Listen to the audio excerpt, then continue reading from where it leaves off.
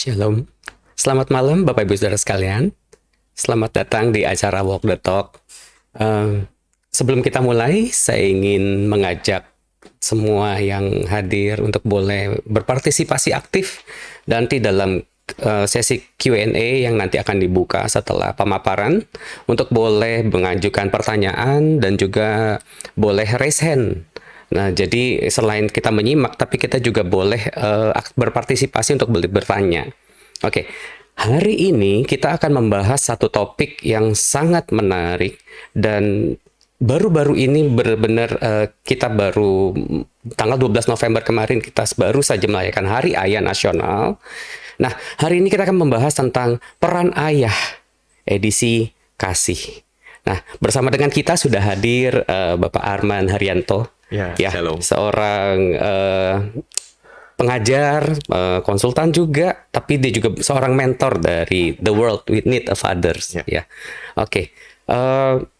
Dan juga Pak Arman ini adalah seorang ayah. Jadi saya percaya bahwa kita akan diberkati bukan hanya sekedar teori, tapi Iya. berdasarkan pengalaman-pengalaman yang luar biasa yang dialami secara nyata gitu. Jadi bukan sekedar teori, bukan kaleng-kaleng, tapi sesuatu yang nyata gitu Iya. ya, bisa dipraktekin.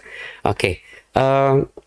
Mungkin seperti tadi saya udah buka Pak Arman, kemarin kita sudah baru saja merayakan Hari Ayah Nasional ya, tanggal 12 November 2022. Ya. Menurut Pak Arman sendiri, bagaimana peran ayah di Indonesia? Saya kalau dibandingkan ya sama tahun-tahun sebelumnya gitu, karena saya cukup memperhatikan kan tentang Hari Ayah ini ya. Saya lihat di Indonesia sudah mulai muncul ya awareness tentang pentingnya ayah sih. Oh, Saya melihatnya yang pertama di tahun ini paling tidak di media-media sosial itu mulai banyak membuat konten tentang ayah, dan diskusi-diskusi tentang ayah lebih banyak disampaikan juga. Terus hal yang kedua yang saya perhatikan di tempat pusat perbelanjaan, di tempat-tempat bermainnya anak-anak, saya lihat mulai jumlah ayah yang terlibat cukup banyak. Hal yang ketiga yang menurut saya cukup signifikan itu yang saya lihat di sekolah. Ya, saya beberapa waktu yang lalu ada pertemuan orang tua di sekolah. Saya lihat komposisi ayah udah mulai banyak yang datang di pertemuan sekolah. biasanya didominasi oleh mama. Biasanya sama mamanya, ini ayah banyak gitu kan. Terus juga saya lihat di postingan-postingan ibu-ibu ya yang nganter anaknya sekolah, di background videonya itu saya lihat kok banyak sekali ya sekarang ya ayah nganter anaknya sekolah gitu. Saya lihat sih di Indonesia udah sangat banyak ya pertumbuhan, banyak perubahan ya, dan ya menurut saya awareness-nya lebih baik lah gitu. Gitu. Nah. Baik Pak, silakan Pak untuk pemaparannya boleh Baik. Ya, baik. Shalom Bapak Ibu, Saudara yang dikasihi Tuhan. Senang sekali kembali berjumpa dengan Anda, dan hari ini secara khusus kita akan mulai masuk ya di dalam seri-seri tentang peran ayah ya khususnya ya. Karena di bulan November ini adalah bulan kita memperingati Hari Ayah Nasional ya, tanggal 12 kemarin. Dan saya benar-benar sangat rindu ya supaya peran ayah ini semakin kuat digaungkan. Dan ini kalau kita mesti ngomong ya, harus digaungkan dari mana ya? Digaungkan dari diri kita sendiri. Dan kalau kita hari ini terlibat di dalam gereja, terlibat di dalam pelayanan, ya harusnya disinilah titik startnya kita gitu ya. Oke, saudara, ada beberapa hal yang saya ingin sharingkan terlebih dahulu sama saudara ya. Tadi udah disampaikan tentang The World Need a Father. Ini adalah sebuah organisasi ya saudara, ya ada di Afrika Selatan, base-nya. Ini dilayani oleh seorang pria bernama Casey Carton. Nah, beliau ini kenapa mendirikan ini? Karena dia melihat ada satu tantangan dan tuntutan ya buat seorang ayah pada waktu dia melayani di benua Afrika ketika itu. Dan akhirnya dia menulis buku, judulnya The World Need a Father, Dunia Membutuhkan Ayah. Dan di buku itu banyak sekali diberikan tentang cara-cara dan apa sih yang harusnya ayah ketahui ya, untuk ayah tuh benar-benar bisa berfungsi dengan maksimal. Nah, dia mengangkat di dalam Matius 17 ayat yang kelima. Di sini firman Tuhan katakan, inilah anak yang kukasihi, kepadanya lah aku berkenan, dengarkanlah dia. Jadi Casey menggunakan ayat ini kan adalah perkataan dari Bapa ya, perkataan dari Bapa di surga untuk menjelaskan, untuk menunjukkan tentang Yesus anaknya. Jadi apa yang Bapa lakukan kepada Yesus, demikian juga seharusnya Bapa di dunia melakukannya. Karena kan refleksi apa yang Bapa di surga lakukan itu menjadi satu bagian penting untuk kita teladani ya. Nah, Bapa di surga aja melakukan fungsi ini gitu, melakukan pernyataan yang sangat keras ya, keras dan kuat ya menurut saya ya. Inilah anak yang kukasih. Jadi ada bicara identitas ya tentu yang pertama. Terus yang kedua di situ bicara soal kukasihi. Jadi ada penekanan rasa aman gitu kan, ada penerimaan ya, dikasihi. Terus kepadanya lah aku berkenan. Wah, ada perkenanan ya, itu bicara soal peneguhan gitu kan. Dan dengarkanlah dia. Karena apa? Karena memang Kristus itu punya otoritas yang diberikan oleh Bapa kepada dia, dan supaya apa yang Yesus lakukan itu boleh diterima sama dunia dan didengarkan ya, seperti itu. Nah, memang urutannya adalah identitas, kasih, peneguhan sama otoritas moral. Tetapi untuk mempermudah kita ya, supaya diskusinya juga jadi santai ya, seperti itu ya. Kami seringkali menggunakan dengan istilah kopi ya. Bagus juga sih ya. Jadi apa yang jadi peran ayah buat anaknya? Ya udah, kasih kopi aja. Gitu ya. Kasih kopi itu artinya apa? Memberikan K-nya kasih, O-nya otoritas moral, P-nya adalah peneguhan potensi, I-nya adalah identitas. Nah, hari ini saya mau bahas tentang kasih atau rasa aman. Saudara mesti paham bahwa ayah adalah seorang penyedia. Oke. Nah, anak-anak tuh harus bertumbuh dalam rasa aman. Ayah akan menyediakan untukku. Nah, ini harus dimiliki nih sama anak nih, gitu kan. Menyediakan apa sih? Kita kan seringkali kan mikir, oh ya, ayah ini menyediakan hal-hal yang sifatnya finansial, hal-hal yang sifatnya yang dibutuhkan lah di dunia ini, gitu kan. Yang benar-benar terlihat lah, begitu. Tapi banyak sekali hal-hal yang tak terlihat yang sebenarnya anak-anak butuhkan. Yaitu apa? Yaitu keyakinan. Anak-anak tuh perlu loh punya keyakinan, kalau mungkin bahasa Inggrisnya punya confidence level ya, kayak gitu ya. Banyak anak-anak tuh disuruh, ayo kamu maju gitu kan, ayo coba, nggak mau, malu gitu kan, ayo ikut gitu kan, nggak mau, nggak yakin gitu ya, nggak mantep lah gitu ya di dalam dia berinteraksi gitu kan. Nah, ayah tuh mesti menolong supaya anak-anaknya tuh yakin bahwa apa yang dikerjakan itu baik, apa yang dikerjakan itu benar, apa yang dikerjakan itu positif ya di dalam kehidupan sang anak itu sendiri. Hal yang kedua adalah soal komunikasi. Ayah tuh harus menyediakan komunikasi. Mungkin lebih tepatnya menyediakan waktu ya untuk mendengar. Karena ada banyak banget ayah nggak mau dengerin anaknya. Ya, yang ditanya sama ayah cuma, ya gimana kamu hari ini? Gimana hari ini? Sekolah bagus, nilai bagus, udah. Dia pikir itu komunikasi. Enggak. Anak-anak tuh butuh hal-hal yang lebih ya, seperti itu gitu. Dia perlu bercerita, dia perlu mengungkapkan perasaannya dia gitu ya. Pada waktu mungkin dia di sekolah, dia ketemu ada tantangan-tantangan yang sulit, ya ayah harus kasih ruang nih untuk mendengerin gitu ya, seperti itu. Terus hal yang berikutnya adalah soal nilai-nilai. Ayah tuh mesti kasih value loh sama anak-anaknya. Banyak ayah hari ini tuh nggak ngerti kasih value gitu kan. Saya ambil contoh nih, beberapa hari yang lalu ada seorang kepala sekolah gitu ya, mengeluhkan salah satu orang tua siswa di sekolah tersebut gitu ya, itu protes gitu sama sekolah. Kenapa? Karena anaknya itu rambutnya panjang.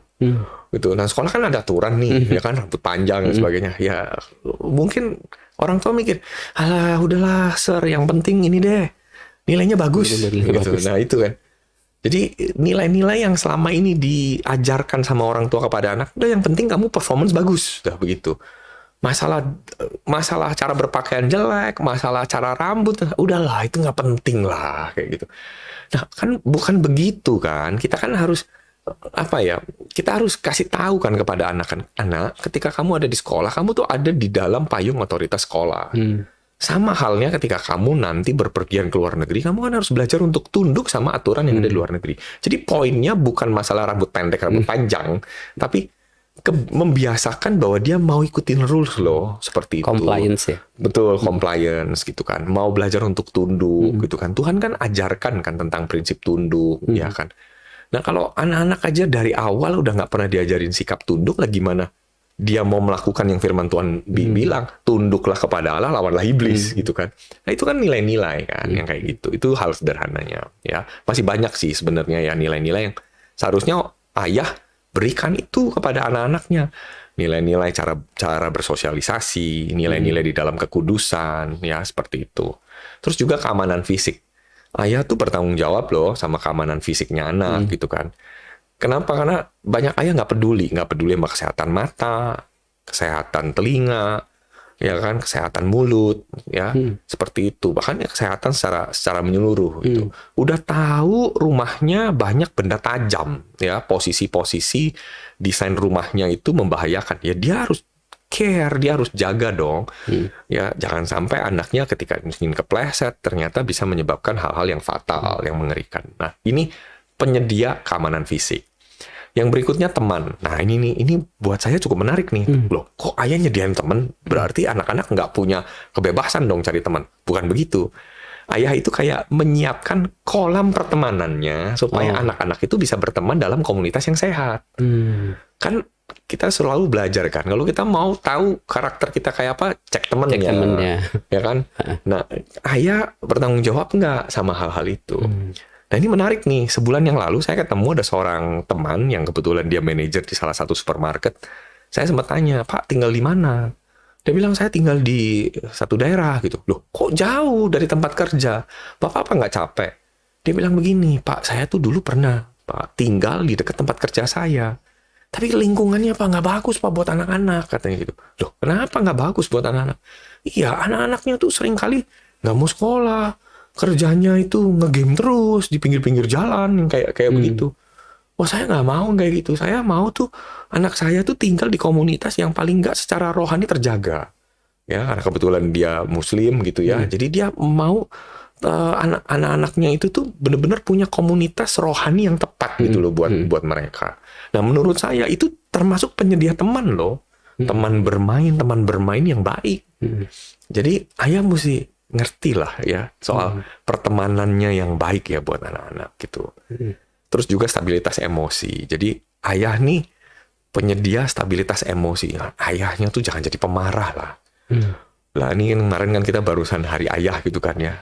Coba ayat apa coba yang paling membekas gitu ya di kepala kita tentang ayah gitu kan.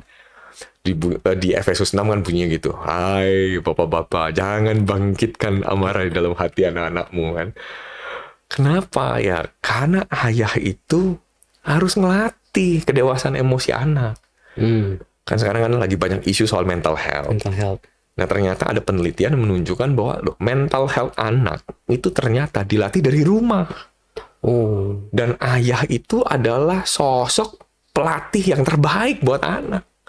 Pada waktu ayah ngalamin tekanan di tempat kerja, sampai di rumah dapat tekanan lagi, dia harus belajar untuk bisa balancing. Anak akan belajar dari situ. Nah, anak-anak mesti dilatih nih stabilitas emosi. Nah, saya juga pernah ketemu ada satu teman saya yang juga guru, gitu kan. Dia bilang gini, anak-anak tuh ya kalau awal-awal masih kecil ya, khususnya anak-anak yang masih kecil, waktu main sama papa mamahnya, udahlah, papa mamahnya jangan kepengen menangan terus lah, katanya gitu. Ya kan kadang-kadang kan kalau anak main monopoli lah atau main apa kalah nangis gitu kan. Coba aja lihat, biasanya kalau anak udah kalah gitu kan pasti nggak mau main lagi. Tapi kan kadang-kadang orang tua mikirnya gini, oh anak-anak saya harus diajar terima kekalahan. Loh ada waktunya gitu loh. Biar anak-anak ini happy dulu gitu kan, suka, nanti pelan-pelan ya baru kita ajarin. Lah baru mulai main kok anaknya udah dikalahin. Ya pasti anaknya udah nggak pernah mau main lah. Ya, nah itu kita mesti ajarin tuh yang kayak gitu tuh. Itu tuh hal-hal penting lah itu ya. Nah, terus berikutnya adalah soal pilihan. Ayah tuh penyedia pilihan loh, ya kan? Penyedia pilihan tuh artinya gini. Anak-anak tuh jangan cuma sekedar, udah kamu terima nih apa yang papa kasih, udah pokoknya ini yang terbaik udah buat kamu. Ngerti bahwa papa itu pasti ngasih yang terbaik lah buat anak-anaknya kan. Firman Tuhan kan bilang kan, mana ada sih bapak yang ngasih ular sama anaknya atau yang ngasih batu sama anaknya. Betul gitu kan. Tapi ayah itu ya kasih beberapa pilihan supaya anaknya tuh belajar ambil tanggung jawab, ambil konsekuensi dari pilihan-pilihannya. Kenapa ayah mesti sediain pilihan buat anak-anaknya? Supaya anak bisa belajar bertanggung jawab. Kenapa banyak anak hari ini susah bertanggung jawab? Karena semuanya udah dipilihin. Akhirnya apa? Dia nggak bisa ambil keputusan. Itu bahaya loh. Nanti waktu anak-anak dewasa suruh ambil keputusan susah. Jadi ini nih ya hal-hal yang simple banget ya gitu ya. Terus berikutnya apa? Ini yang kita mesti bahas nih hari ini. Lingkungan yang kaya akan kasih. Seperti apa sih lingkungan yang kaya akan kasih? Saya percaya kasih yang dimaksud di sini adalah rasa aman. Jadi hal pertama yang harus kita berikan sebenarnya ya kepada anak kita adalah stabilitas emosi lah ya, seperti itu, menciptakan atmosfer emosi yang sehat ya. Saya ambil contoh nih saudara. Kita kan tahu lah ya, termometer itu alat untuk mengukur suhu. Sementara termostat atau remote AC itu kan alat untuk mengatur suhu. Masalahnya gini, yang ngatur suhu di rumah ini siapa? Mama atau papa? Kita sering kali bilang, ya kan mama sering ngatur di rumah, kata gitu. Berarti mama dong yang ngatur emosi. Ya kan? Sebenarnya enggak, saudaraku. Ayah itu adalah sumber, ya kan? Alkitab kan bilang, ya laki-laki adalah kepala, ya kan? Dan kepala itu kan bicara sumber, bukan bicara posisi, bicara sumber. Jadi ya ayah itulah sumber atmosfer yang sehat gitu loh buat anak-anaknya. Coba kita lihat ya gambar berikut ini ya. Saudara kalau lihat ya di layar, coba lihat ada berapa banyak nuansa wajah papa. Jadi kalau bilang papa pulang gitu kan, bilang papa pulang gitu, yang dibayangin sama anak gitu wajah papa kayak apa? Joyful atau wajah papa angry? Atau wajah papa kusut? Kenapa? Di kantor setengah mati, atau wajah papa kayaknya lemes, atau wajah papa nggak bergairah, atau wajah papa bingung, atau wajah papa ya macam-macam. Wajah papa kayak apa? Nah kita tuh dari wajah itu gini loh. Kenapa sih kok wajah begitu penting gitu? Bayangin ya, anak-anak yang belum bisa berkomunikasi dengan lancar, maka indera apa yang paling kuat di dalam tubuh anak? Cuma ada dua, indera penglihatan sama indera pendengaran. Anak-anak tuh sensitif loh sama intonasi. Anak-anak sensitif sama raut wajah. Nah kalau raut wajah kita udah nggak enak dilihat, anak-anak akan menangkap pesan bahwa, waduh ini ayahku penuh dengan masalah seperti itu. Dia akan melihat bahwa itu bukan gambaran yang sehat, bukan gambaran yang baik. Ya, jadi ayah itu harus pencipta atmosfer emosi yang baik. Mulai dari mana? Raut wajahnya. Ya, nah nanti saudara habis podcast ini selesai, cobalah para ayah ngaca, coba ya di depan cermin, bayangin gitu kan, kalau pulang dari kantor, pulang dari tempat kerja kayak apa, pulang dari pelayanan kayak apa, ya suruh anaknya lihat, suruh istrinya suruh menilai, coba ya kira-kira kayak apa. Saya tuh selalu diingatkan untuk jadi joyful father. Jadi sekalipun situasinya susah, pokoknya setiap kali masuk ke dalam rumah, paling nggak harus ucapkan kata shalom, damai sejahtera atas tempat ini. Belajar untuk bisa mengucapkan sesuatu yang positif. Supaya ketika di rumah, waktu anak-anak juga lagi capek, waktu lagi ngalamin tantangan di sekolah nilainya jelek, ayah yang pulang dengan bersuka cita, dia seperti punya harapan bahwa, oh iya, ada penolong nih di dalam hidupku, gitu loh saudara. Kan kita ini kan gambaran tentang Kristus kan. Ya mungkin juga ada masalah juga sih ya sama toko-toko buku kita ya hari ini ya. Saya tuh ya sering kali kalau datang ke toko buku Kristen ya Pak, saya selalu nanya sama penjualnya, punya nggak gambar Tuhan Yesus lagi ngekek gitu, lagi ketawa gitu. Dia bilang nggak ada Pak. Nah ini saya lagi bertanya-tanya nih, emang Tuhan Yesus nggak pernah ketawa Kak? Gitu ya. Kalau menurut saya Tuhan Yesus itu harusnya periang ya, seneng gitu ya. Nah itu masalahnya nggak pernah dijual gambarnya, gitu. Jadi kalau Anda hari ini pelukis atau Anda hari ini memang bisa menggambar tentang Tuhan Yesus tersenyum, gambarlah sebanyak-banyaknya. Saya mau beli sih, beneran saudaraku. Supaya apa? Supaya membiasakan diri. Supaya ayah tuh belajar bahwa Tuhan Yesus pun bisa ketawa gitu. Ya itu atmosfer yang sehat ya. Seperti itu. Nah, tentu saya yakin kita nggak cuma belajar cuma sekedar raut wajah. Kita harus benar-benar belajar tentang psikologi anak. Jadi anak marah tuh kenapa? Anak tuh sedih kenapa? Gitu loh. Anak seneng itu juga kenapa? Jadi ya orang tua juga mesti ngerti gitu loh. Ya paling nggak psikologi dasar lah. Ya tentang dari mana sih sumber marah? Apa yang menyebabkan orang bisa marah? Apa yang menyebabkan anak tuh bisa sedih? Itu kita perlu gali loh, seperti itu. Kenapa sih anak kok bisa takut gitu? Itu kita harus gali ya. Saya yakinlah di internet banyak sekali psikologi yang sederhana yang kita bisa pelajari ya. Itu yang pertama. Nah, rasa aman yang kedua itu adalah memberikan kasih tak bersyarat. Nah, ini dia. Apa sih yang dimaksud dengan kasih tak bersyarat? Saya yakin ya setiap Bapak Ibu Saudara tahu lah ya tentang kasih tak bersyarat ya, karena memang inilah kasih agape. Kalau mau diterjemahkan apa sih kasih agape? Saya sama istri selalu menerjemahkan kasih agape itu adalah kasih walaupun, bukan kasih jikalau. Ya. Kalau jikalau kan gini, jikalau kamu baik, ya saya baru baik. Itu bukan kasih menurut saya. Itu ada syaratnya. Kasih yang sesungguhnya adalah kasih agape. Kan dikatakan Allah adalah kasih. God is love. Jadi kasih itu ya Allah itu. Karakter Allah itu apa gitu loh di situ. Nah, karakter Allah itu ya agape tadi itu. Jadi walaupun kamu kondisinya seperti apapun, Tuhan tetap terima kamu gitu. Nah, itu loh kasih yang mesti dibangun ya di dalam kehidupan seorang anak gitu kan, yang harus diberikan ayah kepada anaknya. Nah, apa yang menyebabkan ayah nggak bisa memberikan kasih yang tak bersyarat tadi? Ada beberapa hal. Yang pertama, ayah itu seringkali hidup dalam kebahagiaan eksternal. Ya maklum ya, kita nih hidup di dalam dunia yang selalu menekankan kepada tampilan luar. Saya ambil contoh di sini ya. Yang dicari yang cantik, yang seksi, yang pinter, yang keibuan. Ini nih adalah list seorang pria ketika mau mencari pasangan hidup. Yang dicari yang begitu, ya kan? Tapi kenyataannya, waktu dia mencari, ketemu nggak yang kayak begini? Yang lengkap kayak begini? Enggak. Ada yang cantik, tapi kurang hemat. Ya kan? Ada yang berhemat tapi nggak rajin gitu kan? Ada yang penolong gitu tapi kurang perhatian gitu kan? Nah, susah mau cari yang sempurna, susah gitu. Nah, akibatnya apa? Akibatnya orang itu akan punya kecenderungan udah dia pengen cari yang sempurna gitu kan. Dan gambaran yang sempurna hari ini tuh banyak muncul di media sosial. Wah, yang ini kok lebih bagus ya. Oh, yang ini. Jadi, yang digempur adalah hal-hal eksternal. Hal-hal internal yang nggak pernah digempur. Dan dia menganggap bahwa yang eksternal lebih penting. Jadi, salah satu faktor kenapa kok seorang ayah sulit memberikan kasih yang tak bersyarat. Karena dia dibanjiri atau berada di dalam lingkungan yang selama ini selalu menuntut atau menampilkan hal-hal yang sifatnya eksternal aja, yang internal nggak pernah diangkat gitu loh, seperti itu.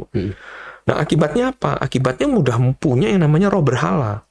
Dibilang begitu, saya berharap agar kamu bisa memberikan kebahagiaan, kecukupan, dan kenikmatan. Jadi kayak ada tuntutan demi tuntutan gitu.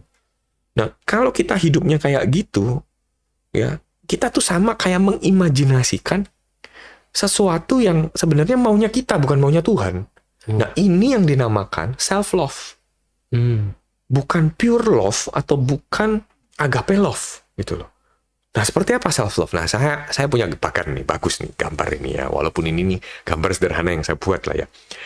Ini kita lihat gambar yang sebelah kanan gitu ya. Di situ kan ada gambar orang gitu kan. Terus kemudian dia lihat atasnya. Di atasnya tuh ada orang yang punya hati itu ya, gitu kan. Nah, jadi orang yang di bawah itu kita, ya kita berharap orang lain atau pasangan kita atau anak kita seperti yang kita mau ada di atas. Kitanya ada di bawah, kita berharapnya itu ada di atas. Tapi tujuannya untuk memuaskan saya. Makanya di situ dibilang, saya berharap agar kamu sesuai dengan ekspektasi saya, ya kan? Harus sesuai gitu loh, ya. Harus sesuai sama apa yang saya mau. Harus persis seperti yang saya bayangkan. Jadi akhirnya apa? Saya meminta kamu harus begini. Nah, itu yang namanya self-love. Mengejar kepuasan pribadi yang dibungkus dengan kata, saya berharap. Ini untuk kebaikan kamu. Iya, kesannya kayak begitu. Tapi sebenarnya ujung-ujungnya buat saya. Loh, kalau kamu rapi, kamu tuh keren loh kalau rapi. Tapi dalam hati kecil, orang lain kan Saya akan malu. bilang, saya kan nggak malu kan ngomong bahwa istri saya berantakan gitu kan. Saya jadi nggak malu kan. Ya, kamu tuh harus juara loh nak. Kalau kamu nggak juara, kamu nggak berhasil. Malulah papa ini gitu kan.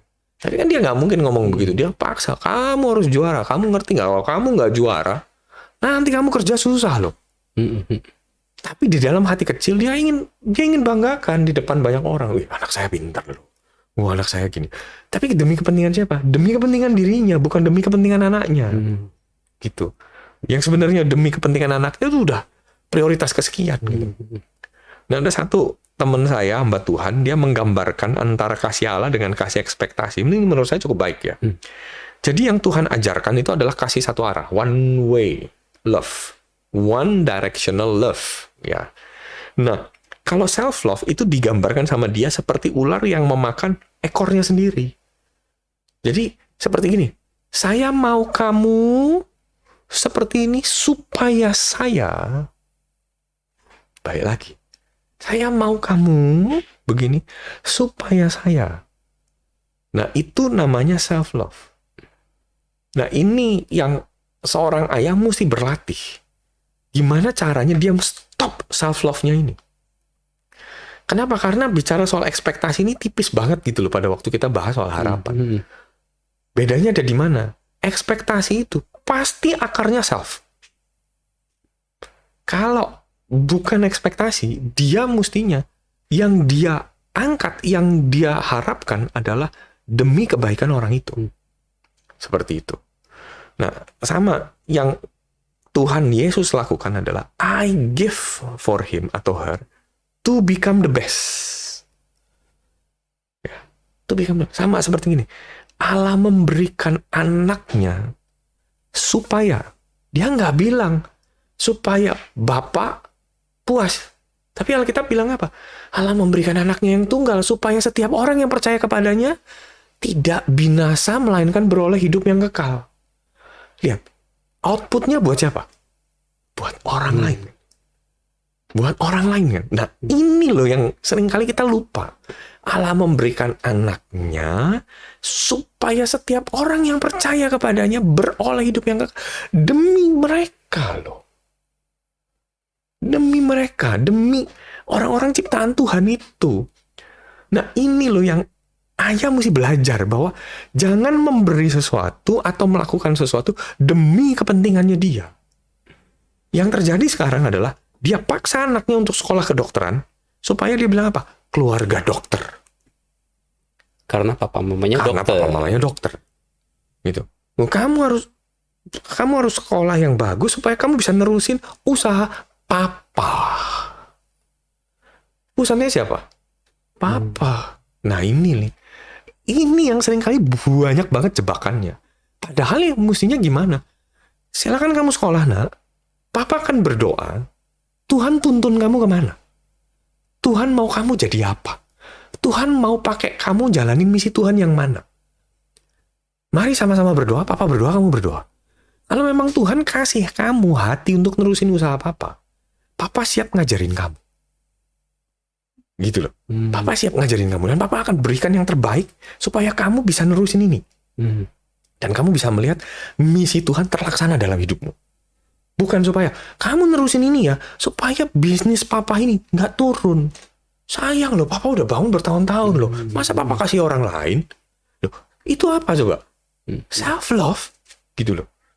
Ya, saya ngerti bahwa namanya seorang ayah udah bangun semua, tapi dia lupa bahwa setiap anak punya misi yang unik yang Tuhan pakai. Punya panggilan yang unik yang Tuhan mau pakai anak-anak kita. Kita nggak bisa dong paksakan semuanya hanya kepada anak-anak. Dia mesti lihat bahwa Tuhan juga punya rencana dong dalam hidup anaknya. Ini yang seringkali banyak ayah, banyak ibu lupa. Dia mengajarkan, kamu mesti seperti Papa. Lupa dia bahwa firman Tuhan bilang apa? Keserupaan dengan Kristus, bukan keserupaan kayak papanya. Nah, ini yang seringkali ngawur gitu loh. Jadi ini yang kita mesti ubah. Ya, kenapa banyak ayah lupa? Ini soalnya gini loh, saudara. Kalau kita maksa dengan keinginan kita, yang muncul apa? Ketakutan loh. Padahal kita ngajarin apa di 1 Yohanes 4 ayat 18. Di dalam kasih tidak ada ketakutan. Kasih yang sempurna melenyapkan ketakutan. Sebab ketakutan mengandung hukuman dan barang siapa takut, ia tidak sempurna di dalam kasih. Makanya gini, kalau anak-anak kita sampai hari ini takut, jangan-jangan bukan kasih yang dikasih. Yang dikasih adalah ekspektasi papa, ekspektasi mama. Saya buat lagi grafiknya ya, buat lagi. Siklusnya begini. Karena kita menekankan pada ekspektasi, maka pasti alat ukurnya adalah hasil. Saya mau anak begini, saya mau kamu begini ya. Ya, termasuk suami ke istri atau istri ke suami ya, sama ya konteksnya ya. Nanti yang muncul apa? Takut kan? Aduh, nanti kalau sampai nggak berhasil gimana ya? Dan ternyata nggak berhasil. Yang muncul apa? Kekecewaan.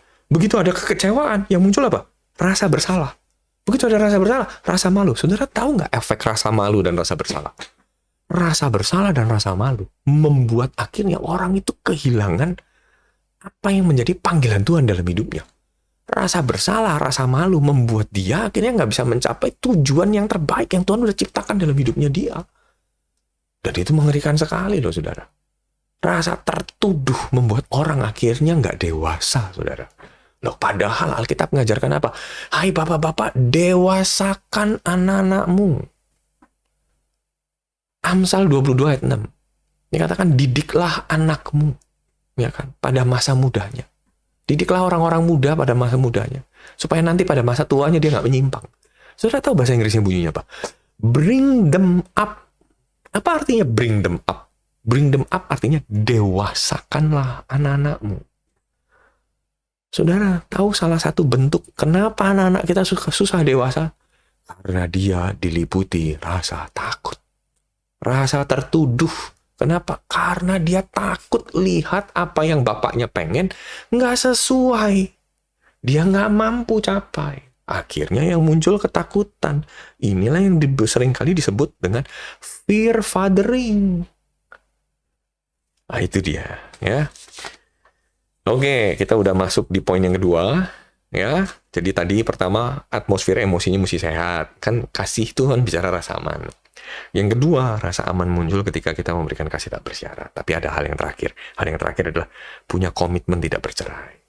Kenapa? Karena orang tua itu bagaikan security complex. Security complex itu apa? Kayak gini nih. Anak-anak tuh kan mengamati kan. Hubungan papa dan mama itu tuh bagaikan kayak payung rohani. Gitu kan. Payung tujuannya apa? Ngelindungi kan. Ya kan? Jadi itulah rasa aman. Ketika dia lihat papa dan mamanya, bukan berarti nggak boleh konflik loh. Tapi dia harus punya sebuah keyakinan, waktu papa mamanya ada konflik, dia punya rasa ketenangan bahwa, tenang, papa pasti bakal beresin. Mama pasti akan beresin. Mereka nggak akan cerai. Mereka pasti akan berjuang untuk membereskan masalah mereka. Tugasku sebagai anak adalah berdoa supaya mereka bisa lebih cepat menemukan solusinya. Nah, security complex menolong apa? Menolong anak-anak nantinya percaya diri. Gitu loh. Lah kalau anak-anak sering kali ngeliatnya papa mamanya berantem terus, yakin deh pasti anak itu pasti akan kehilangan rasa aman. Anak-anak yang selalu melihat papa mamanya bertengkar terus, itu pasti trust-nya berkurang. Rasa percayanya berkurang. Dan itu bisa mempengaruhi confidence levelnya anak itu. Nah, papa mama mesti paham loh ini. Papa dan mama adalah security complex buat anak-anaknya. Security complex itu apa? Ya, emotional security complex. Ini yang tadi saya bilang. Meyakini bahwa papa mamanya akan berusaha untuk menyelesaikan. Papa mamanya berjanji untuk saling menghargai, mengayomi, dan mendukung. Kalau ini kita pegang, komitmen nggak cerai. Wah, anak-anak pasti tenang. Kalau dikit-dikit berantem bilang, ya udah bisa aja, biasa aja, udah kamu siap ya, anak-anak nanti kamu milih ya, kamu mau ikut papa atau mau ikut mama. Ngeri. Itu anak belum ngerti apa-apa, digituin sama papa mamanya, rusak loh rasa percaya dirinya. Nanti lihat, nanti dia di sekolahnya minder. Dan ketika anak-anak terjadi kondisi kayak gitu, wah udah pasti nanti nilainya jeblok lah. Mungkin nilainya bisa aja lebih baik. Nanti masuk dalam pernikahan. Nggak aman dia sama suaminya. Nggak aman nanti dia sama istri. Oh, itu pengaruh besar. Itu pengaruh besar. Saya terakhir barusan baca buku judulnya Boy Crisis. Krisis buat anak laki-laki. Saya baca buku itu tebelnya 400-an halaman. Nah, di situ saya cuma ambil 2 hal. Satu, kenapa anak laki-laki itu bisa ngalamin krisis dan dia nggak bisa overcome? Nggak bisa nyelesain. Karena dia kehilangan rasa aman dari ayah. Dan salah satu ciri dia kehilangan rasa aman dari ayahnya adalah ketika dia melihat ayahnya nggak pernah beresin hubungan sama mamahnya. Itu ngalamin krisis. Dan anak laki-laki ternyata lebih rentan secara emosional daripada anak perempuan. Oh, Nah, itu dibuktikan ya sama saintis secara biologis. Secara biologis. Adalah, itu di buku itu dijelasin ya tentang kaki DNA dan apalah gitu ya. Ternyata beda. Makanya jangan main-main deh di area ini. Ya, rasa aman itu harus dibangun.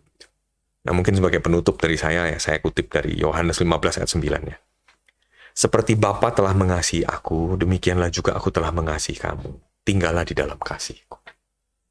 Jadi kasih itu adalah hal yang esensi. Jadi ya inilah poin pertama yang harus dipenuhi ayah ya buat anak-anaknya. Berikanlah kasih, rasa aman. Tuhan Yesus memberkati. menarik sekali, Pak. Saya duduk di sini, saya seperti ditampar-tampar. Saya perlu bertobat juga nih. Nah, contohnya nih Pak, kalau misalnya dalam kasus seperti ini, oke, kita sadar, kita tahu kita salah. Tapi kalau kita mau memperbaiki, kita mau mulai dari mana? Pertanyaannya kan seringkali begitu kan. Dari mana saya harus mulai, Pak? Gitu. Saya tahu nih saya perlu. Nah, kira-kira kalau dari pemaparan Bapak, apa yang harus dilakukan seorang ayah yang mau bertobat nih? Oke. Yang pertama, ayah mesti tahu fase anak-anaknya ada di mana. Ya, di podcast beberapa waktu yang lalu saya sempat menunjukkan tabel usia. Nah, itu penting. Jadi kalau anaknya di usia 0 sampai dengan 6 tahun masih lebih enteng pemberesannya. Pemberesannya minta maaf, terus kemudian ya biasanya anak-anak segitu masih berpikir soal tebusan. Oh. Ya, masih berpikir tebusan. Tapi saya nggak bilang bahwa tebusan itu satu-satunya cara. Ya, nggak selamanya begitu. Jadi kalau misalnya papa memang bikin kesalahan dan anak-anaknya masih di usia 0 sampai dengan 6 tahun, itu tetap perlu bantuan ibu ya yang mengingatkan bahwa ya papa begitu karena papa mungkin letih. Ya, jadi perlu pertolongan ibu nih untuk ngingetin anak untuk ayo kamu doain papa. Gitu. Jadi supaya ada bukan hanya dari sisi papa aja yang melakukan pertobatan, tapi juga anak ada sisi berjuang untuk melakukan pengampunan. Ya. Dan itu pun di segala fase sebenarnya ibu punya peran ini. Ya, ibu punya peran ini. Tapi jangan sampai ibu ngomporin. Ya memang papamu itu memang keterlaluan. Papamu juga benar. Wah, itu jangan gitu. Ya, ibu harus tetap punya dasar lah ya yang benar ya. Gitu. Hal yang kedua, anak-anak kalau di usia 0 sampai dengan 6 tahun, dia kan masih sangat kuat apa yang dia lihat, apa yang dia dengar. Ya kan? Ya perbaiki aja. Perbaiki keteladanannya. Gitu, konsisten aja, konsisten di dalam memperbaiki keteladanannya. Nah, kalau anaknya udah tambah gede, 7 sampai dengan 12, itu sedikit lebih berat. Bukan hanya sekedar minta maaf secara tulus gitu ya, tapi perlu punya waktu khusus untuk berbicara. Khusus. Ya, nah, papa sadar waktu kejadian itu, papa udah ngelukain kamu. Ya, papa ngomong gini nggak berarti bahwa kamu wajib ampunin papa sekarang. Enggak. Tapi kamu harus tahu bahwa papa datang ke Tuhan dan papa bertobat. Bantu papa ya, supaya papa bisa berubah. Gitu. Jadi harus udah mulai lebih dewasa. Umur 12 sampai dengan umur 17 lebih berat lagi prosesnya. Harus siap bertemu dengan anak yang sama sekali nggak mau kasih ruang pengampunan. Nah, kalau sampai di titik itu, apa yang harus dilakukan? Ayah nggak usah terlalu banyak ngomong. Yang penting buktiin aja. Buktiin aja. Udah. Bahwa pertobatan itu nyata. Pertobatan itu nyata. Dan ya segeralah recover dengan cara apa ya? Tanamkan hal-hal yang positif kepada anak-anak. Jadi jangan berusaha untuk menyembuhkan lukanya itu saja, walaupun tetap luka harus disembuhin ya. Jangan hanya fokus di situ, tapi dia harus tambahin momen-momen positif kepada anaknya. Ini barusan beberapa waktu yang lalu saya ketemu dengan seorang ayah, dia seorang direktur di salah satu perusahaan ya di Indonesia. Dia ngalamin kondisi dia punya 3 anak, 3-tiganya benci sama dia, karena dia nggak pernah punya waktu sama anaknya. Dan bahkan anaknya sempat mengatakan, "Pak, saya nih LGBT," dah pokoknya. Berani sekali ngomong begitu, dan ayahnya stres banget gitu kan. Dan anaknya yang kedua ya, kalau nggak salah anak yang kedua laki, itu benar-benar parah banget. Dan dia bilang, "Pak, saya mesti gimana ya? Pak, udahlah, Bapak ambil waktu sama dia. Apa yang jadi kerinduannya dia? Penuhi dulu lah, Pak. Selama kerinduannya dia nggak mengganggu moralitas. Ayo, Pak, penuhi, Pak. Pak, dia kerinduannya, Pak, beli senjata, Pak," katanya. "Masa saya mesti beliin dia senjata?" katanya gitu. "Pak, Bapak bisa perkenalkan ke dalam komunitas yang tepat. Senjatanya apa?" "Pedang," katanya. "Oh ya, dia sukanya apa?" "Oh, sukanya ini." "Pak, bawa anaknya ke Scotland," saya bilang. "Bapak duit ada, waktu ada, sekarang Bapak ini direktur. Bawa anaknya ke Scotland. Pergi ke blacksmith, ke tukang bikin pedang. Tungguin di sana. Kalau memang anaknya mau beli ya kasih tahu. Ya, Papa udah berusaha bahwa pedang nggak bisa diimport dari sana ke sini, ada jalurnya." Gitu. "Tapi Papa mau ajak kamu lihat cara orang bikin pedang." Puji Tuhan dia lakuin loh, Pak. Dia lakuin, dan setelah beberapa bulan kemudian dia WA saya dan dia bilang, "Pak, berhasil loh, Pak. Berubah nih. Anak saya sekarang udah mulai bisa ngomong loh sama saya loh." Tapi ya itu, jangan kita punya ekspektasi lagi. Kita udah ngelukain anak kita bertahun-tahun, terus kita punya ekspektasi waktu kita minta maaf anak kita sembuh. Instan gitu ya. Iya, kita ngelukainnya dia 1 tahun, kita minta anak kita sembuh ngampunin kita 1 menit. Ya jangan gitulah, nggak fair dong. Ya kan? Nah itu sih yang kita perlu manage adalah ekspektasi kita dulu menurut saya. Ya jangan mengharapkan pengampunan dari anak harus mutlak segera. Ini yang harus dipegang sama ayah. Harus belajar konsisten prosesnya. Harga yang dibayar oleh ayah. Betul, harga yang harus dibayar, benar. Gitu. Menarik sekali. Mungkin ada pertanyaan yang dari ini udah ada pertanyaan karena topiknya begitu menarik, Pak. Jadi Shalom, Kak, sebagai anak bagaimana caranya untuk bisa mulai bercerita mengenai kejadian atau keadaan diri apabila Papa pulang kerja selalu marah-marah? Bagaimana kita bisa meresponi untuk bisa mengasihi Papa? Jadi dari sisi anak nih, Pak. Oke. Kalau dilihat dari pertanyaan ini sebenarnya ada 2 hal nih ya. Yang pertama adalah saya melihat ada upaya untuk membangun hubungan sama papa yang kondisi papahnya nggak oke. Ya, yang kedua itu adalah tentang mengasihi papa. Nah, saya jawab dulu yang terakhir ya. Mengasihi papa itu adalah hal yang mutlak. Kenapa mutlak? Alkitab tadi udah jelas bilang, ya kan, di dalam Yohanes pasal yang ke-15 ayat yang ke-9. "Seperti Bapa telah mengasihi aku, demikian juga aku telah mengasihi kamu. Tinggallah di dalam kasihku itu." Jadi ini bukan pilihan. Mengasihi Papa dan tidak mengasihi Papa bukan sebuah pilihan. Itu mutlak. Kenapa? Karena Allah adalah kasih. Jadi kalau kita tidak mau mengasihi orang tua kita, ini sebenarnya kita sedang tidak setuju bahwa Allah adalah kasih sebenarnya. Kok bisa? Kayak gitu. Karena gini, kita lahir dari orang tua yang Tuhan berdaulat penuh loh di dalam proses kelahiran itu gitu loh. Nggak bisa memilih, seorang ayah juga nggak bisa memilih mau melahirkan anak siapa dan model apa, nggak bisa. Anak juga nggak bisa memilih mau lahir dari keluarga mana. Itu murni kedaulatan Tuhan. Jadi mengasihi Papa hal yang mutlak. Tapi prosesnya mudah apa nggak? Tentu nggak mudah. Perlu berusaha. Jadi jangan dikasih opsi bahwa aku nggak bisa mengasihi Papa. Loh nggak, Tuhan bilang kasih adalah perintah kok. Kalau Tuhan sudah memerintahkan, saya yakin Tuhan pasti tahu kita punya benih kasih itu. Ya tinggal kita berusaha. Melatihnya gimana? Ya kita perlu sahabat. Kita perlu bisa menemukan kebaikan-kebaikan Papa dalam hidup kita. Masalahnya kan seorang anak tuh sering kali gini, yang dilihat hal jeleknya doang dari papa. Ya kan? Jangan-jangan anak juga berekspektasi. Papaku pokoknya nggak boleh marah. Papaku nggak boleh ngoreksi. Kenapa? Karena papahnya temenku juga nggak pernah ngoreksi dia. Tapi kamu juga mesti lihat dong. Ketika papamu nggak mau mengkoreksi ketika kamu bikin salah, itu nanti pada waktu kamu besar, kamu juga bisa menghadapi situasi yang berbahaya loh dalam hidupmu. Kamu mungkin hari ini bisa ngelihat bahwa papahnya orang lain kok enak ya, nggak ngoreksi anaknya ya. Kok kayaknya baik ya? Loh, hati-hati. Perjalanan belum selesai. Nanti waktu dia dewasa, jangan-jangan temenmu itu nggak bisa ambil keputusan. Kenapa? Karena papahnya nggak pernah mengkoreksi dia. Tapi kamu yang selalu terus-menerus dikoreksi sama papahmu, hidupmu akan jauh lebih firm nantinya. Itu ya. Nah, terus tadi dikatakan, gimana ya caranya membangun komunikasi sama papa? Saya yakin begini.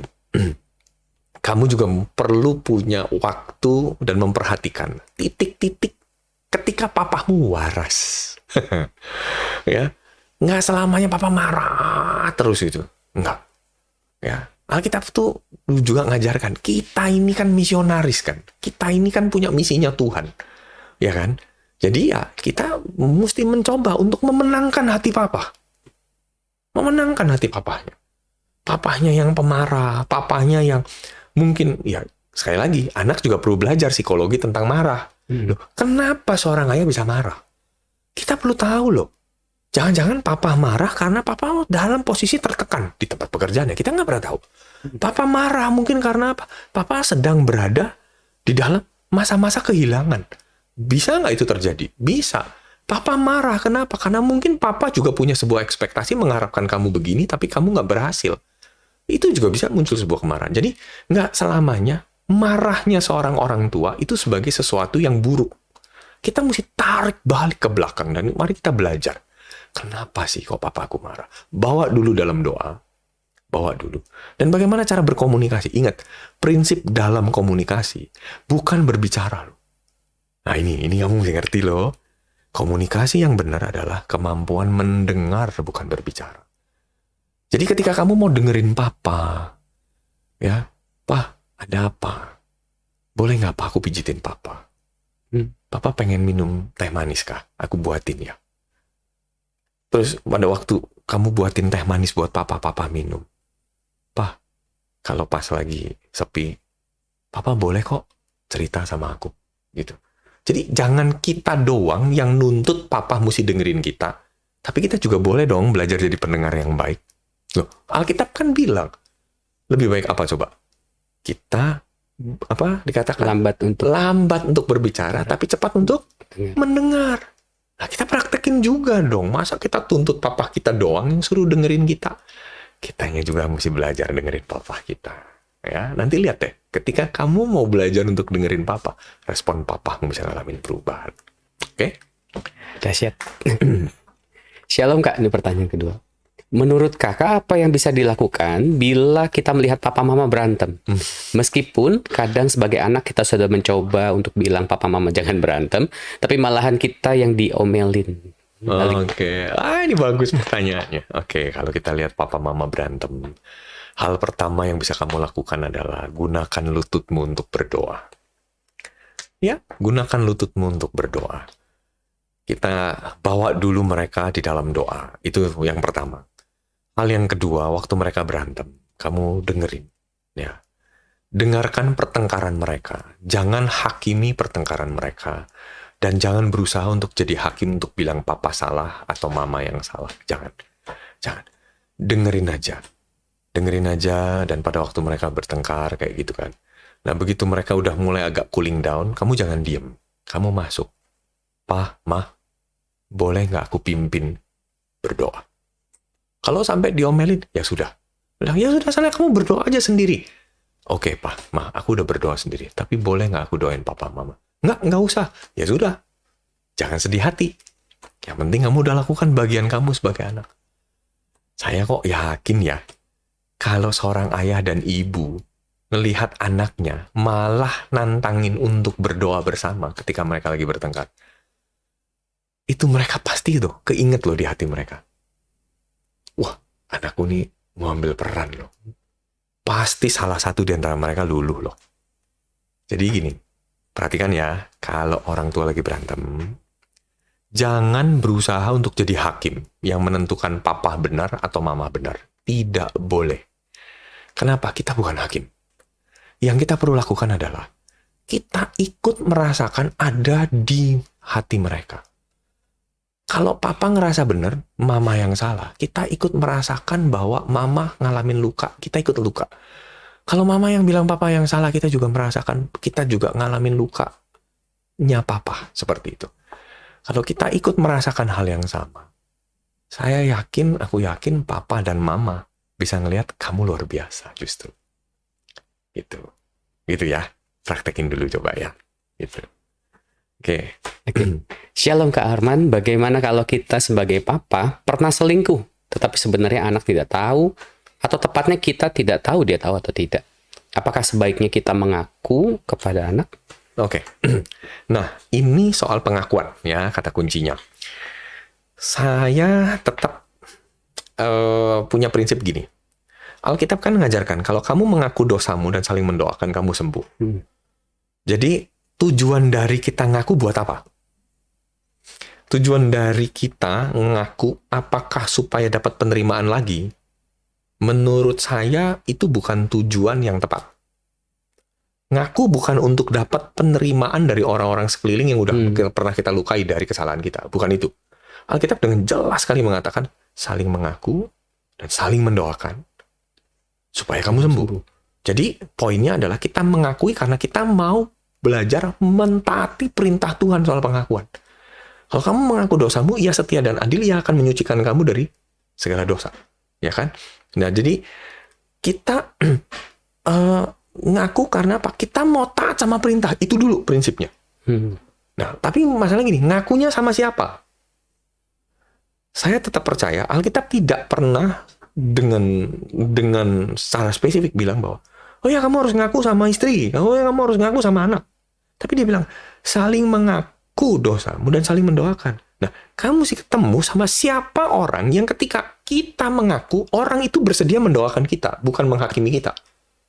Di situ poinnya. Nah, banyak orang suka salah kaprah. Khususnya untuk dosa yang satu ini, perzinahan.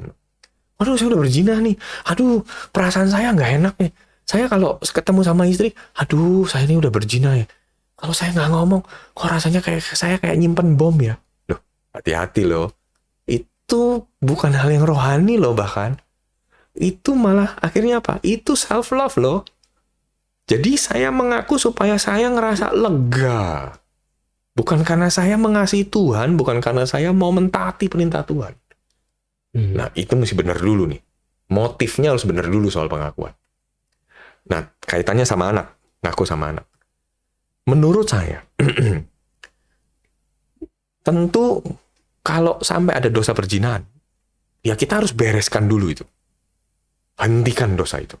Dan jangan lakukan lagi. Ya.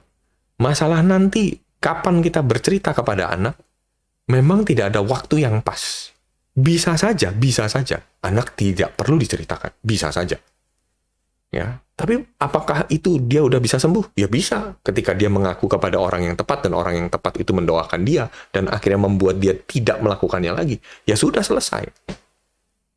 Kenapa kita mesti bongkar lagi? Ya udah selesai. Seperti itu.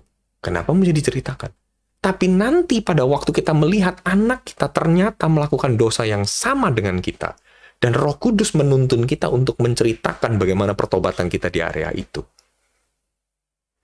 Mungkin kita harus menceritakan. Jadi intinya gini, pengakuan tidak bisa sembarangan. Dasar dari pengakuan adalah kita mengaku supaya kita ngalamin kesembuhan. Sembuh itu artinya apa? Tidak melakukannya lagi, dan syarat atau dasar kita mengaku motifnya adalah kita mengasihi Tuhan, kita mau mentaati perintah Tuhan. Jadi bukan karena supaya saya lega.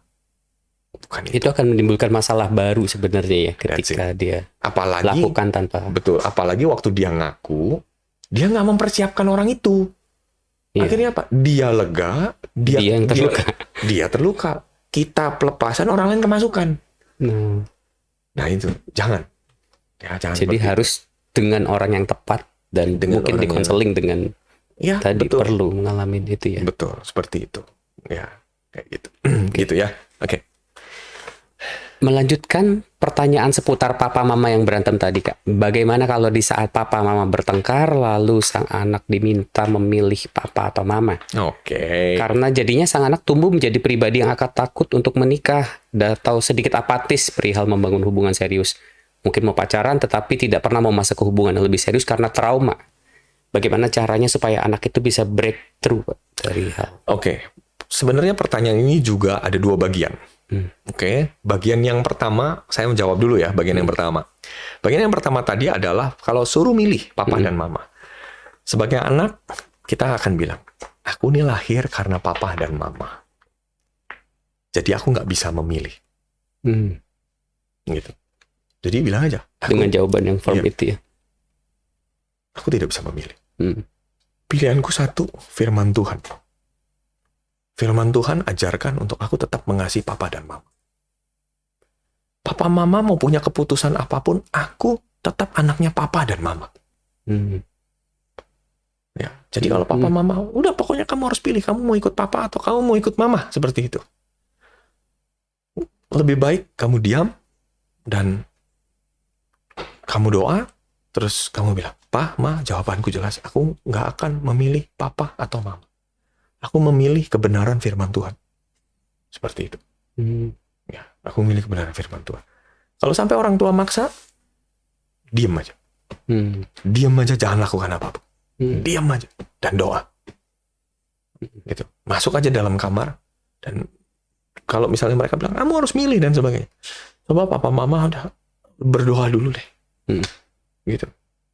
Ya, berdoa dulu. Jangan terjebak sama perkataan atau pertanyaan seperti itu. Itu ya, yang pertama. Terus yang kedua tadi, kalau bicara soal trauma hubungan, itu menurut saya dua hal yang berbeda sih. Nggak berarti bahwa kalau papa mamahnya ribut, terus kemudian papa mamahnya bercerai, atau papa mamahnya harus menantang anaknya, suruh milih, kamu pilih papa atau mama, terus tiba-tiba ada trauma. Menurut saya, nggak selamanya runtutannya begitu. Trauma itu muncul ya karena keputusan kita sendiri sebenarnya. Kalau kita udah firm di dalam Tuhan dan kita sebagai anak lahir baru, mestinya kita ngerti bagaimana menghadapi trauma itu. Mestinya. Ya. Jadi gimana caranya kita bisa menghilangkan, jangan sampai kita nggak mau lagi bangun hubungan dengan orang lain dan akhirnya takut dalam pernikahan. Ya kita mesti balikin lagi dong di dalam lahir baru. Hidupmu tuh untuk apa? Gitu. What is life all about? Ya harusnya jawabannya gini, loh hidup saya tentang Tuhan kok. Jadi ya dia harus tahu bahwa hidupnya dia tidak berputar di traumanya. Tidak berputar di traumanya. Hidup saya itu tentang Tuhan loh. Kalau Tuhan tantang saya untuk masuk dalam sebuah hubungan dan menghasilkan sebuah pernikahan, dan pernikahan itu untuk melebarkan kerajaan Allah, saya harus masuk di dalamnya. Itu. Nah kebanyakan anak-anak kan cuma ngelihatnya begini. Oh, papa mamaku kayak gitu. Masa pernikahan kayak gitu? Mereka meneladani yang buruk. Betul, saya setuju. Mereka telah meneladani yang buruk. Tapi kalau kamu lahir baru, seharusnya kamu akan menemukan dong rencana Tuhan dalam hidupmu itu apa.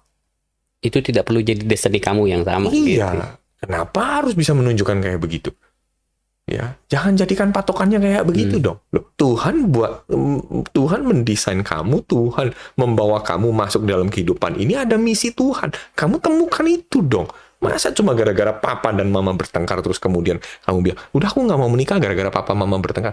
Oh, saya pertanyakan balik kalau kamu sampai punya pemikiran kayak gitu. Udah lahir baru belum? Jangan-jangan belum lahir baru.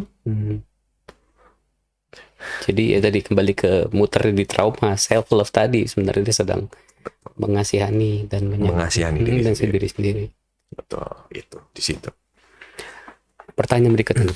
Malam Pak, sebagai seorang ayah, saya mengerti kalau saya harus jadi ayah penyedia. Tapi bagaimana kita bisa mengontrol emosi bila cukup stres dengan kerjaan? Dan ternyata di rumah banyak masalah. Apa yang harus dilakukan seorang ayah untuk tidak melukai istri dan anak? Oke, ini bicara soal emotional stability ya. Oke, Pak, emotional stability itu banyak hal yang kita bisa lakukan.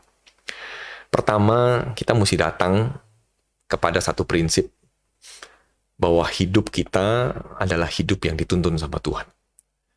makin kita punya hubungan yang baik sama Tuhan secara rohani, seharusnya kita punya kualitas emotional stability yang baik. Seharusnya. Makin kita sering baca firman Tuhan, pada waktu ada trigger-trigger yang memaksa kita untuk bisa meledak dan marah, paling tidak firman itu akan muncul di kepala kita pada waktu trigger itu muncul. Walaupun tidak 100% bisa berhasil. Ada hal yang kedua. Emosi yang meledak-ledak tersebut kita perlu atasi dengan cara apa? Kita harus punya rekan atau teman yang bukan istri atau anak kita. Tempat kita bisa ngobrol dan bercerita. Untuk kita tukar pikiran, untuk kita, ya istilahnya apa ya, bukan curcol ya, tapi buang sampai tadi emosi negatifnya emosi negatifnya coba diungkapkan dan biarkan orang tersebut menganalisa kalau itu sampai dieksekusi efeknya apa. Jadi memang perlu ketemu sama komunitas orang waras ya. Seperti itu di saat kita lagi nggak waras. Ini tidak waras yang dalam arti saya ini tanda petik ya, emosinya lagi naik gitu ya. Kita harus ketemu. Kenapa? Saya pernah ngalamin di titik itu. Tapi saya punya sahabat-sahabat yang saya bilang ini ring satu saya. Jadi ring satu dalam arti sahabat ya, di luar istri dan anak dan orang tua. Ya. Ini saya bisa curahkan kepada dia dan saya bisa marahin dia dan kita udah sama-sama tahu komitmennya adalah apa? Saling mendengar. Jadi dia nggak boleh menghakimi, nggak boleh memberikan judgement apa-apa. Dia cuma isinya dengerin. Dan setelah dia dengerin, dia doain kita. Dan setelah doain dia, dan dia biar ungkapkan pandangannya dia. Gitu. Nah, saya punya komunitas yang kayak begitu. Dan itu sangat menolong saya menjaga emosi saya. Ya, itu hal yang kedua. Ya, jadi perlu punya komunitas. Oke, yang pertama hubungan kita sama Tuhan. Yang kedua, ini bicara soal komunitas.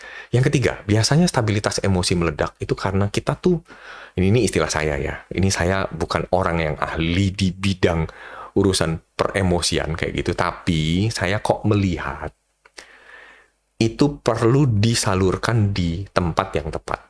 Dan tempat yang tepat adalah olahraga. Tubuh kita mesti kita manage dengan baik. Saya melihat orang-orang yang hari ini punya konsistensi di dalam berolahraga.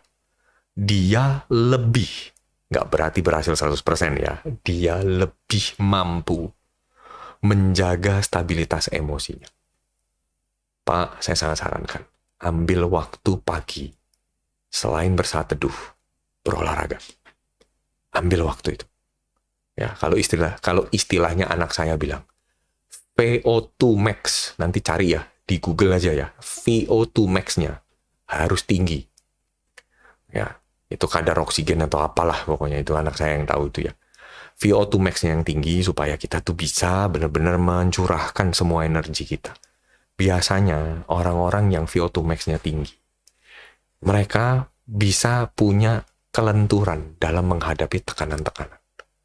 Bisa punya akal yang sehat gitu ya. Bisa punya ketenangan dalam menghadapi.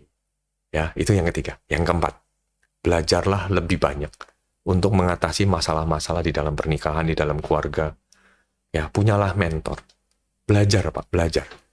Tekanan di tempat kerja, ya kita belajar jadi lebih baik supaya nggak dapat tekanan atau mengurangi tekanannya.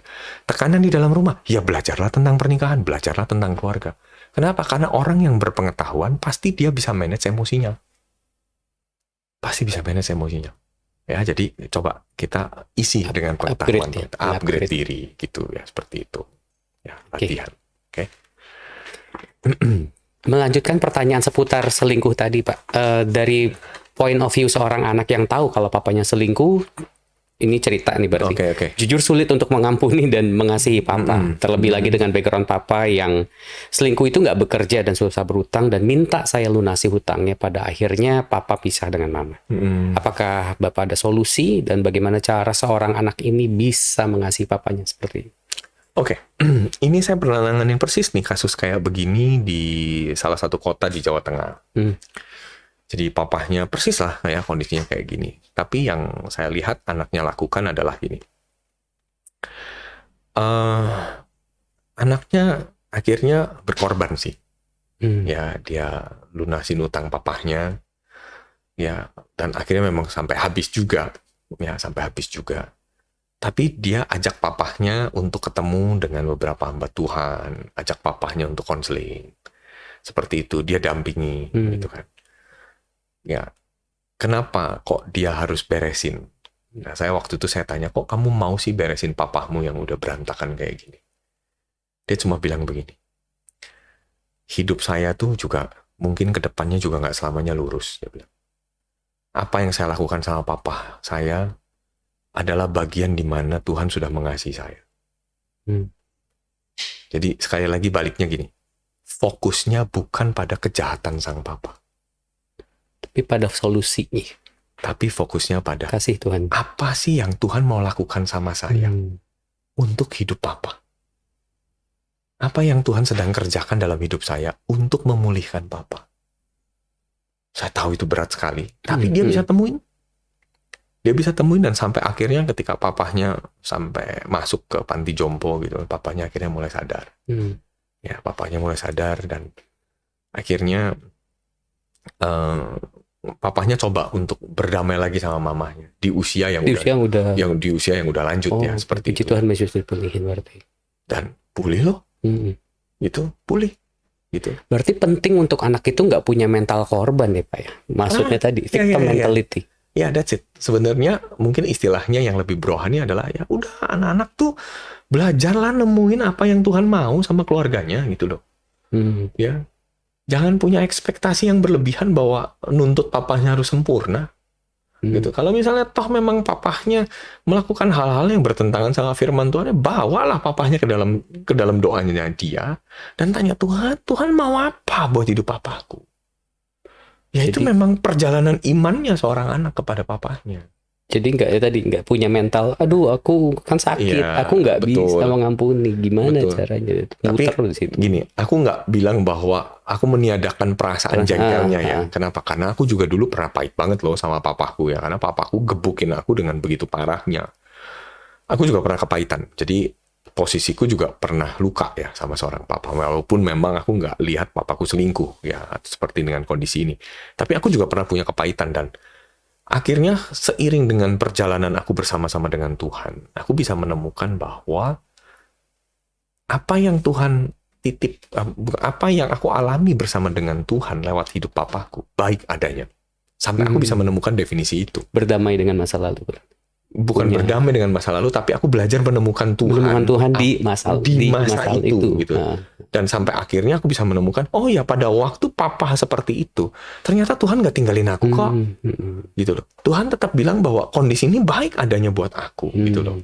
Jadi Tuhan mulai akhirnya membukakan papaku yang secara manusia menjengkelkan. Ternyata aku bisa menemukan ada sisi rohani yang ternyata Tuhan sisipkan di kejadian demi kejadian yang melukai hidupku loh bahkan.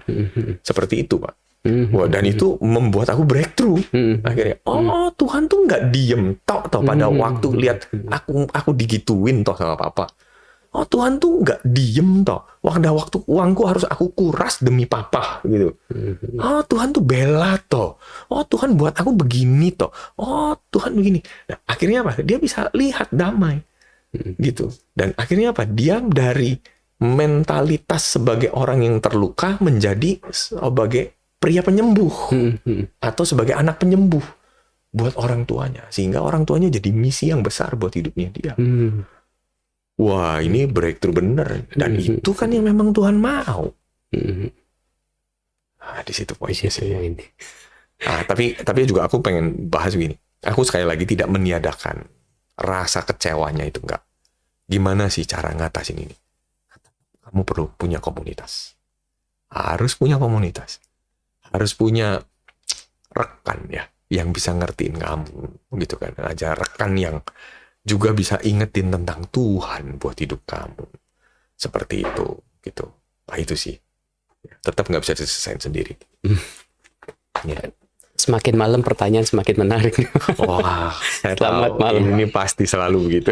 Saya mau tanya bagaimana jika seorang anak yang beranjak dewasa hidup hanya dengan mamanya dan keduanya memendam amarah yang sama kepada papanya. Yang saat ini juga tidak tahu ada di mana dan tidak memposisikan diri sebagai papa yang bertanggung jawab. Saat ini anak tersebut akhirnya tumbuh menjadi sosok yang sulit diatur dan lingkungan Mm-mm. pertemanan juga rusak. Mm-mm. Apa yang bisa saya lakukan sebagai sanak saudara? Karena posisi saat ini mamanya pun tidak seperti mendidik anaknya dengan baik, karena posisinya juga sedang sakit-sakitan. Oke. Jadi berarti yang bertanya ini Saudaranya. saudaranya. Oke. Sekali lagi ini kan berarti kan kehilangan figur ayah kan. Ya. Nah, ini figur ayahnya yang perlu disembuhin dulu ya. Jadi kalau lihat kondisi kayak begini, memang figur ayah harus disembuhin dulu. Gimana cara menyembuhkannya? Nah, kita bisa bawa saudara kita ini ya harus punya istilahnya apa ya, kayak keluarga mentor lah ya, seperti itu ya, dipulihkan ya. Jadi gambaran tentang ayahnya itu tuh dipulihkan. Nah, memang ini prosesnya panjang ya. Ini nggak mudah karena ini udah masuk dalam single parents kan posisinya kan. Udah saling melukai dan selalu melihat mama akhirnya terus-menerus seperti itu. Nah, saya pernah punya satu mahasiswi yang dia pernah cerita ke saya dengan kondisi kayak begini. Ya tentu karena dia mahasiswi kan saya nggak mungkin langsung bisa masuk ya. Bahaya sekali kan. Saya ajak dia ketemu dengan istri saya. Kami layanin bersama. Saya ajak dia, ya kami ya berdua ajak dia untuk dalam sebulan itu pergi bersama dengan kami. Supaya dia juga bisa belajar lihat figur ayah. Gitu kan. Untuk apa? Supaya dia bisa pulih loh. Definisi tentang pria, definisi tentang ayah itu pulih dalam hatinya dia.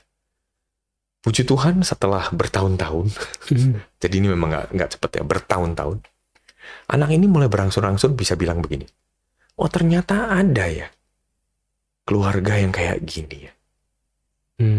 Ternyata ada ya, ternyata bisa ya kok. Gitu. Dia panggil saya Koko pada waktu itu ya. Akhirnya, karena dia udah ngerasa udah jadi bagian kayak keluarga ya. Oh ternyata bisa ya kok ya. Aku mau nih kayak gini. Dan akhirnya apa? Dia sampai satu titik, dia bisa maafin papanya, dan dia udah nggak lagi punya mental korban seperti yang tadi kalimatnya itu. Dia mulai mencari bahkan, papa ada di mana ya? Aku udah siap nih ngelepasin pengampunan buat papa. Ya tapi ya sekaligus juga dia tahu kan kondisi mamanya sakit kan karena apa gitu kan.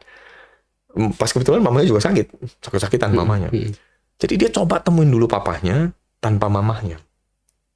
Habis itu dia beresin hubungannya sama papa. Dan akhirnya dia mulai bilang, "Pa, mama sakit." Kayak gitu. Papa jangan ketemu dulu, papa doain dulu. Gitu. Pokoknya dia beresin satu-satu. Gitu. Nah sayang sih memang akhirnya dia harus keluar kota. Dan akhirnya kami nggak lanjutin. Gitu ya. Dan saya juga kehilangan kontak ya sama mahasiswi ini gitu. Tapi saya lihat paling tidak dia udah pulih dulu hubungan sama papanya. Jadi menurut saya tetap perlu punya keluarga mentor. Kalau Anda tahu ada Anda sebagai sanak saudara, ambil bagian itu. Ambil bagian itulah gitu ya. Sama nih kayak waktu pandemi kemarin, COVID kemarin itu saya kehilangan banyak sahabat ya. Saya banyak kehilangan sahabat dan ada salah satu sahabat baik saya laki-laki ini meninggal dunia. Saya sama istri ambil tanggung jawab untuk menjadi keluarga mentor buat istri dari sahabat saya ini dan anak-anaknya. Dan secara berkala saya harus temuin supaya dia tetap bisa belajar figur ayah dari saya. Gitu loh. Ya, ambil keputusan seperti apa. Jadi kami biasakan untuk datang gitu. Dan kami juga encourage supaya karena pas kebetulan dia punya engkong gitu kan. Jadi jadi sang istri masih punya papa. Masih punya ayah karena mertuanya pun ikut meninggal. Karena COVID, jadi branded gitu. Jadi suaminya meninggal, mertuanya meninggal, mertua laki, mertua perempuan meninggal karena COVID beriringan. Jadi benar-benar terpukul sekali dan puji Tuhannya dia masih punya seorang ayah. Jadi ya ayahnya dia itu yang berfungsi jadi punya gambaran bapak buat cucunya. Nah tapi kita mentoring terus. Kita mesti ngomongin apa, cara ngedidiknya gimana, ngelatihnya gimana, ngedisiplinnya gimana. Nah itu ada prosesnya sih, nggak gampang ya. Tapi ada prosesnya. Lebih baik ambil bagian itu, gitu. Oke. Baik Pak, mengingat waktu ini pertanyaan terakhir. Seru ya. Bagaimana Pak cara untuk mengencourage orang yang terluka karena melihat hubungan orang tuanya yang tidak baik, lalu sudah memutuskan untuk tidak menikah? Karena beranggapan pernikahan itu mengganggu kenyamanan pribadinya dan takut menjalankan fungsi ayah. Lalu menurut Bapak, apakah inti permasalahan pada fenomena tidak mau menikah yang belakangan ini marak di antara anak-anak muda saat ini itu apa Pak? Inti permasalahannya? Oke, saya jawab dulu yang terakhir ya. Jadi inti permasalahan dari fenomena mana banyak anak-anak nggak mau menikah karena ya dia nggak merasakan adanya sebuah kenikmatan ataupun ya orang bilang kebahagiaan ya di dalam pernikahan. Ya, sehingga anak-anak bisa aja ngalamin kondisi kayak begitu. Tapi kalau mau ditanya akarnya apa, jawaban saya cuma satu, dosa lah akarnya. Yang menyebabkan anak-anak hari ini nggak mau menikah, yang menyebabkan mereka ngeliat kayak gitu, ya akarnya dosa. Dosa kan memisahkan ya. Kayak gitu. Tapi kalau dilihat dari kondisi psikologisnya, ya anak-anak karena melihat, kok begini sih menikah? Dia punya keteladanan yang buruk aja. Seandainya ketemu dengan keteladanan yang baik, juga dia pasti bisa pulih. Kenapa kami punya anak binaan yang orang tuanya berpisah. Dan pada waktu dulu mereka mau masuk dalam pernikahan, waduh yang prianya kacau balau. Kacau balau. Tapi hari itu saya ingat saya harus jadi pria penyembuh buat dia. Saya harus belajar jadi koko, jadi ayah rohani buat dia. Dan kami akhirnya ya berjuang buat dia. Dan akhirnya dia pulih. Akhirnya dia pulih. Dan dia lihat bahwa, oh ternyata ada ya keluarga yang benar. Dan akhirnya itu mengubah cara pandang dia. Dan sampai hari ini saya lihat dia ada di dalam track yang benar. Kenapa? Karena dimentor terus. Dimentor terus. Ini mungkin usia pernikahannya dia tahun ini masuk tahun ke-11. 11 tahun saya masih mentoring dia. Itu masih jadi papa rohani lah ya buat dia. Gitu. Ya. Terus tadi yang di depan tadi bicara soal apa tadi ya? Mengenai bagaimana supaya dia trauma, mengencourage supaya dia anak-anak yang nggak mau menikah. Tadi memutuskan untuk tidak mau menikah. Kalau saya mengencourage-nya nggak usah muluk-muluk lah ya. Udah perkenalkan aja tentang Tuhan. Perkenalkan aja tentang Tuhan. Biasanya segala hal yang kaitannya dengan hal itu gitu ya. Maksud saya adalah semua hal yang tadi kita bicarakan, trauma dan sebagainya. Itu karena jangan-jangan memang hubungan kita sama Tuhan juga lemah. Gitu. Sekarang saya tuh lagi seneng banget ya. Dikit-dikit saya tanya, udah lahir baru belum sih?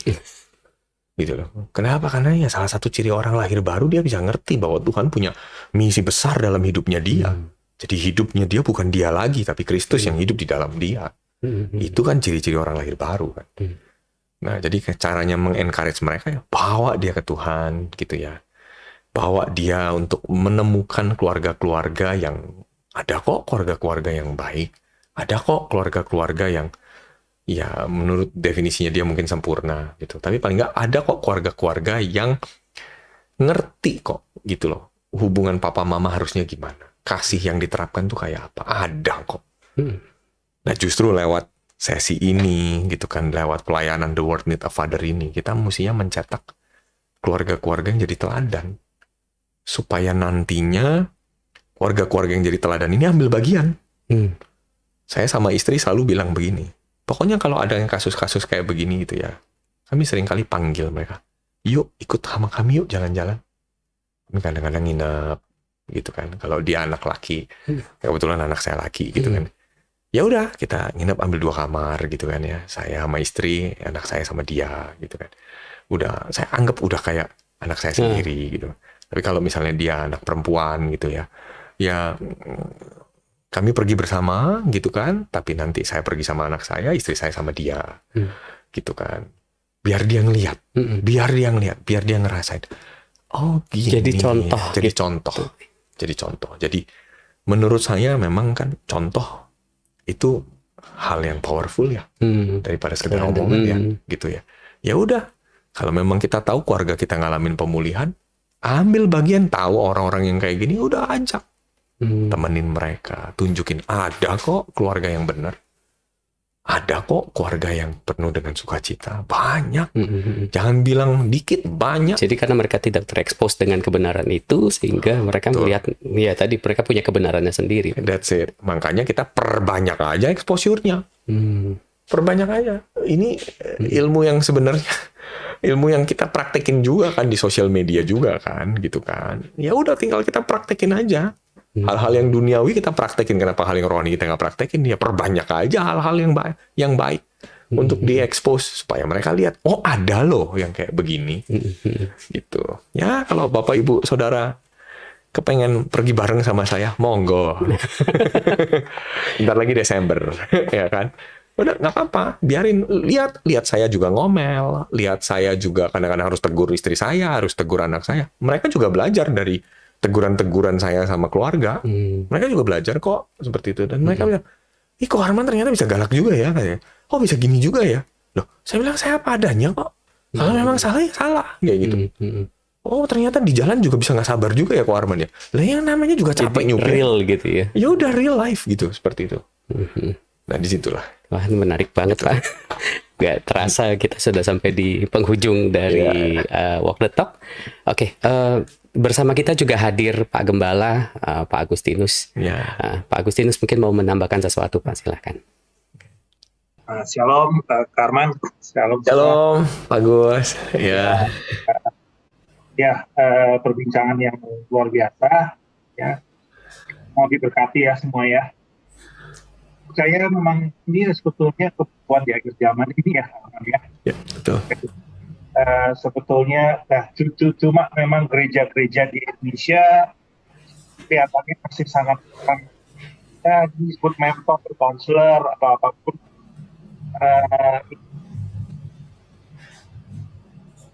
Di luar negeri sekarang bangkitkan yang profesional, tapi bukan ini. Pada seperti mereka ngerti dan ini, tapi bukan dari sudut Alkitab dan sebenarnya. Nah, mungkin di sini saya mau tambahkan masalah ini. Ya, jadi hamba Tuhan memang bukan hanya khotbah di worship. Ini worship juga banyak anak muda. Saya percaya mungkin kita yang mungkin gitu. Nah, harus begitu.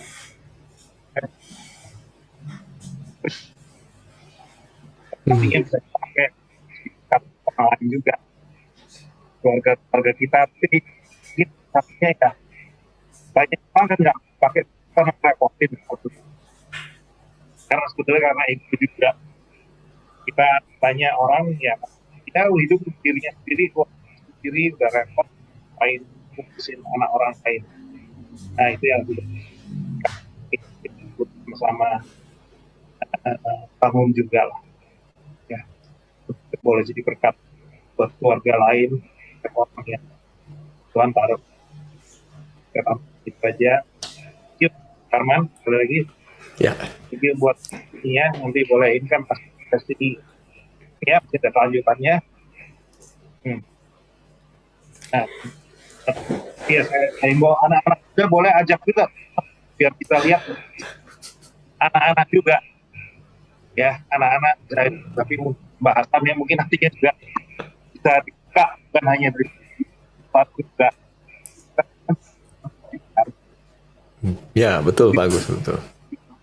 Banyak pendengarnya sebagian besar juga kamu udah papa mamanya ditambah, tapi anak mudanya lebih banyak saya lihat juga. Boleh dibuka ruang bicara tentang ayah tapi anak muda yang nanya gitu ya. Supaya mereka juga bisa dapat gambaran tentang ayah ya yang benar gitu. Ya. Terima kasih Pak Gus, ide bagus. Oke, itu aja. Minggu depan kita masih bersama dengan Pak Arman Haryanto, masih tentang topik peran ayah dengan tema otoritas moral. Jadi tadi kita udah lihat ada 4 pilar. Nah, besok pilar yang kedua mengenai otoritas moral. Jadi saya percaya bahwa minggu depan akan lebih menarik lagi. Oleh karena itu kita boleh ajak juga teman-teman atau orang yang kita tahu bahwa akan jadi berkat buat mereka. Jadi jangan lewatkan next walk the talk gitu untuk minggu depan. Baik, kita sudah sampai di penghujung acara. Mari kita tutup dengan doa. Bapak, kami bersyukur Tuhan untuk hari ini kami sungguh dibukakan Tuhan bahwa peran ayah itu begitu penting Tuhan. Bapak, berikan kami ayah-ayah Tuhan yang mendengarkan Tuhan, atau bahkan anak-anak yang mendengarkan, untuk kami berani mengambil langkah Tuhan, langkah untuk berani menaati firman Tuhan. Kalau kami sebagai ayah Tuhan, biarlah kami boleh melakukan bagian kami Tuhan, sebagai penyedia, sebagai pembawa suasana Tuhan, pembawa suasana yang stabil, keamanan dan kasih Tuhan. Kami percaya Tuhan itu bagian kami, dan Kau sudah menetapkan kami sebagai ayah. Tapi biar Tuhan sungguh kami sebagai apapun kami, sebagai istri atau sebagai anak, biarlah kami boleh lakukan bagian kami Tuhan. Karena kami percaya keluarga kami pasti bisa dipulihkan. Kami percaya ada jawaban Tuhan atas keluarga kami. Dan kami percaya lewat keluarga kami, kasih Tuhan dinyatakan, dan lewat keluarga kami, kemuliaan Tuhan dinyatakan. Terima kasih Tuhan, terima kasih. Berkati Pak Arman yang sudah boleh menyampaikan kebenaran firman-Mu Tuhan. Kami percaya Kau sudah menetapkan satu kepercayaan Tuhan untuk boleh melayani Tuhan, hati sebagai Bapa itu ya Tuhan. Kami percaya Kau tambahkan Tuhan. Kau berkati keluarganya, berkati pelayanan, berkati usahanya, berkati pekerjaannya Tuhan. Kami percaya lewat hidup Pak Arman, banyak orang akan terima berkat daripada-Mu. Terima kasih Tuhan, terima kasih. Sebelum kami berpisah Tuhan, biarlah kami boleh terima berkat yang terbaik yang daripada Tuhan. Silakan Pak Agus. Tuhan, kiranya berkat-Mu, kasih karunia-Mu, anugerah-Mu bercurah. Khususnya kalau hari ini kami belajar tentang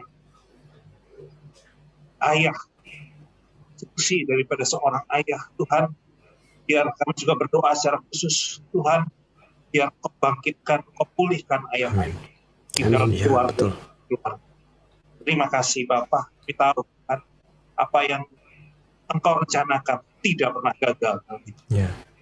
Terima kasih Tuhan Yesus. Sebentar kami mau berpisah, berkat-Mu, kasih karunia tercurah sempurna atas setiap kami, keluarga kami, bahkan masa depan setiap anak-anak adalah berkat anugerah Tuhan. Haleluya. Amin. Terima kasih Pak Arman untuk pelayanannya hari ini.